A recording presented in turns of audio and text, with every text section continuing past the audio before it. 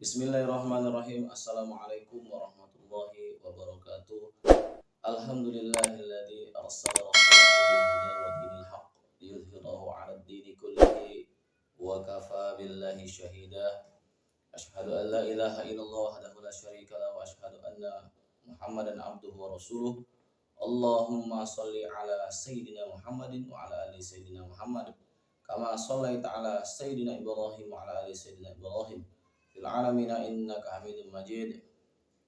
Ya ikhwani fillah fa ya ibadallah usikum wa iyaya bittaqullahi faqad fazal muttaqun. Kama qala Allah subhanahu wa ta'ala, ya ayyuhalladzina amanu taqullaha wa'lamu annakum mulaquh.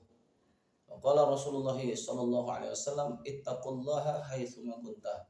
Wa qala Rasulullah sallallahu alaihi wasallam.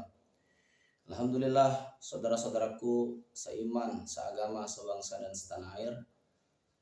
Pada hari ini kita masih diberikan kesempatan dan nikmat kesehatan oleh Allah Subhanahu wa taala sehingga kita dapat berjumpa lagi pada episode yang keempat, yakni hadis yang kedua, yang mana kita akan membacakan hadis Nabi Muhammad SAW yang telah dikumpulkan oleh Syekh Muhammad bin Abi Bakar al-Masyhur bi Usfur.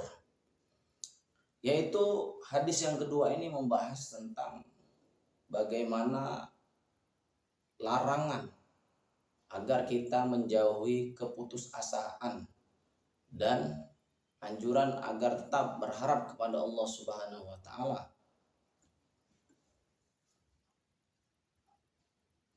Salawat dan salam semoga kita senantiasa aturkan, kita curahkan kepada Nabi kita sampaikan kepada Nabi kita Muhammad SAW. Mudah-mudahan kita semua diakui oleh Nabi sebagai umatnya dan Nabi Muhammad memberikan syafaat kepada kita semua. Amin ya rabbal alamin.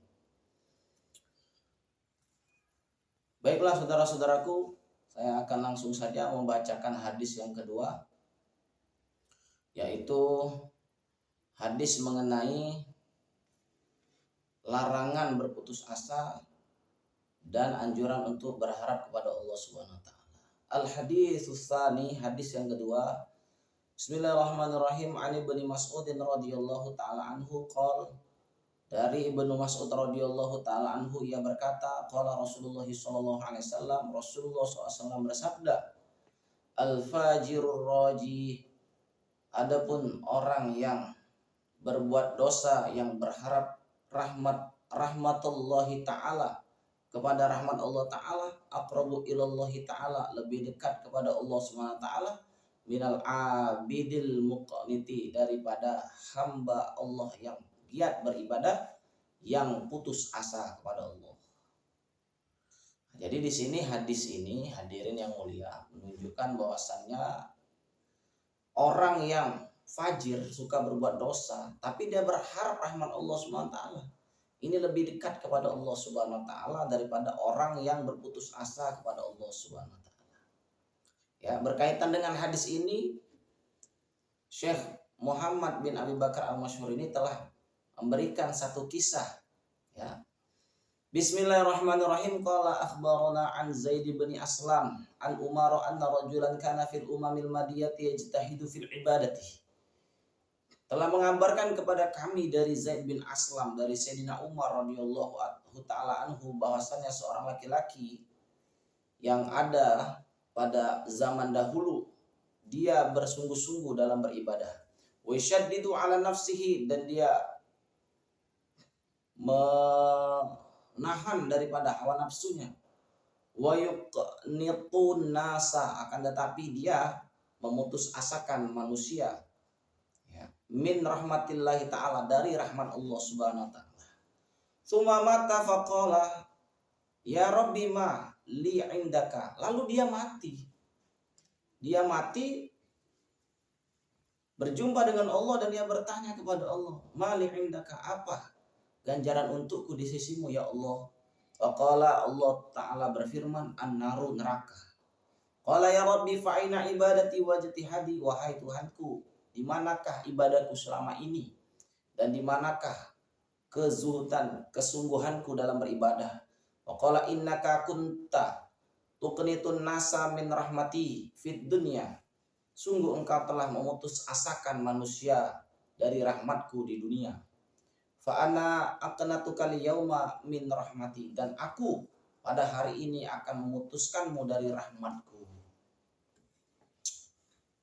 Saudara-saudaraku seiman dan seagama, itu tadi adalah satu hadis dan satu kisah tentang umat yang terdahulu. Jadi contohnya itu ada orang yang pernah membunuh 999 orang. Dia ingin bertobat.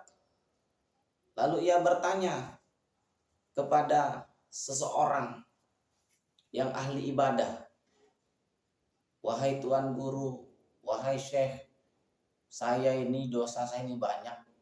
Bisa nggak saya ini bertobat kepada Allah SWT? Maka si ahli ibadah ini tadi karena kejahilan dia memutuskan rahmat Allah dari orang tersebut. Ahli ibadah itu mengatakan apa? Dosa kamu itu sudah terlalu banyak. Allah SWT tidak akan menerima taubat kamu. Nah, inilah yang dimaksud memutus asakan manusia dari rahmat Allah. Lalu orang tadi yang berbuat dosa banyak tadi, dia berpikir, kalaulah tidak diterima taubatku, maka kau sajalah kubunuh. Maka si ustadz tadi, si syekh tadi, si alim tadi, si abid tadi, ahli ibadah, dibunuh juga tadi orang-orang pendosa tadi, si fajir tadi. Maka genaplah dia telah membunuh 99 tadi, maaf, bukan 999 tapi 99. Maka genaplah dia telah membunuh 100 orang. Jadi 100 orang genap. Lalu dia pergi lagi untuk bertobat. Setelah sampai di satu tempat, dia berjumpa dengan seorang yang alim. Dia bertanya kepada guru tersebut, wahai Tuan Guru, apakah saya ini masih bisa diterima oleh Allah tobat saya ini? Maka Tuan Guru tadi, orang yang alim tadi mengatakan, bisa, katanya. Kau pergi ke kampung sana, belajar kau ilmu agama di sana, mudah-mudahan tobatmu diterima oleh Allah Subhanahu wa taala. Maka dengan kesungguhan dia bertobat kepada Allah. Dia pergi menuju kampung tersebut. Tak lama kemudian, sebelum sampai ke kampung itu, dia meninggal dunia. Lalu Allah Subhanahu wa taala memerintahkan malaikat maut dan malaikat Jibril, malaikat maut dan malaikat rahmat untuk mengukur sejauh mana langkah kaki dia, ataukah masih dalam batas dosa dia, lebih jauh dosa dia, atau lebih dekat kepada pertobatan dia. Maka Allah Subhanahu wa taala memerintahkan malaikat rahmat untuk menjauhkan langkah kaki dia dan mendekatkan langkah kaki dia ini ke tempat pertobatan dia. Maka dia ini diampuni oleh Allah karena kesungguhan untuk bertobat kepada Allah Subhanahu wa taala. Begitulah saudara-saudaraku seiman seagama, bahwasannya Allah Subhanahu wa taala, rahmat Allah Subhanahu wa taala mengalahkan kemurkaan Allah Subhanahu wa taala. Allah Subhanahu wa taala sangat menyayangi hamba-hambanya yang mau bertobat kembali kepada Allah. Allah Subhanahu wa taala berfirman, ya ayuhan nas tubu ilallahi jami'an. Dalam satu ayat yang lain, ya ayyuhalladzina amanu tubu ilallahi taubatan nasuha. Dalam satu ayat yang lain, summatu wastaghfiru rabbakum summa tubu ilaihi. Memohonlah ampun dan bertobatlah, kembalilah kepada Allah Subhanahu wa taala. Maka jamaah, saudara-saudaraku seiman, sebangsa dan setanah air, ini adalah satu kisah yang dapat memberikan kita pelajaran bahwasannya kita tidak boleh berputus asa dari rahmat Allah, dan juga tidak boleh memutus asakan rahmat Allah kepada orang lain. Karena Allah Subhanahu wa taala yang menentukan siapa yang dia kehendaki diampuni dan siapa yang dia kehendaki untuk diterima oleh Allah dan diazab oleh Allah. Allah yang menentukan siapa yang berhak diazab dan siapa yang berhak disiksa diampuni oleh Allah Subhanahu wa taala. Mungkin pada pertemuan episode yang keempat ini saja hadis yang bisa saya bacakan atau saya jelaskan kepada saudara-saudara sekalian. Mudah-mudahan Allah Subhanahu wa taala memberikan kepahaman Wabillahi taufiq wal hidayah. Assalamualaikum warahmatullahi wabarakatuh.